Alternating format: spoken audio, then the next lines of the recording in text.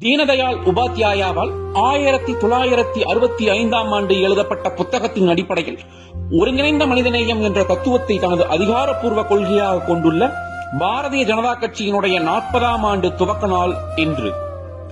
1951ஆம் ஆண்டு ஷியாம் பிரசாத் முகர்ஜியால் தோற்றுவிக்கப்பட்ட பாரதிய ஜனசங்கத்தின் தலைவர்களும் தொண்டர்களும் இணைந்து அடல் பிகாரி வாஜ்பேயை தலைவராக கொண்டு 6/4/1980ஆம் ஆண்டு துவக்கப்பட்டதுதான் பாரதிய ஜனதா கட்சி.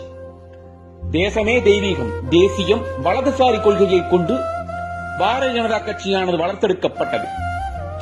1984ஆம் ஆண்டு நாடாளுமன்ற தேர்தலில் வெறும் 2 இடங்களை பெற்றிருந்த பாரதிய ஜனதா கட்சி 1999ஆம் ஆண்டு இந்திய திருநாட்டின் வரலாற்றில் முதன்முறையாக முழுமையான 5 ஆண்டுகளை பாரதிய ஜனதா கட்சி தலைமையிலான தேசிய ஜனநாயக கூட்டணி ஆட்சி அமைத்து வாஜ்பாய் பிரதமராக இருந்தார்.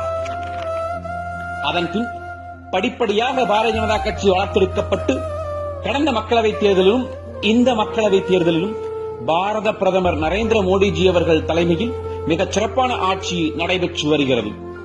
திருநாட்டின் வரலாற்றில் 60 ஆண்டுகளாக தீர்க்கப்படாத காஷ்மீர் பிரச்சனை, ராமர் கோவில் பிரச்சனை, குடியுரிமை சட்டம் என அனைத்திற்கும் விடை கொடுத்தது பாரதிய ஜனதா கட்சி. இதன் மூலம் இளைஞர்கள் பலரும் கட்சியில் இணைந்தனர். இன்று 18 கோடி உறுப்பினர்களை கொண்டு இந்தியா மட்டுமல்ல, ஆசிய கண்டம் மட்டுமல்ல, உலகிலேயே முதல் ஆகப்பெரிய கட்சியாக வளர்ந்து நிற்கிறது பாரதிய ஜனதா கட்சி. இந்த தருணத்திலே கட்சியை வளர்க்க அரும்பாடுபட்ட நம் தலைவர்களை நினைவில் கொள்வோம். பாரத் மாதா கி ஜெய்.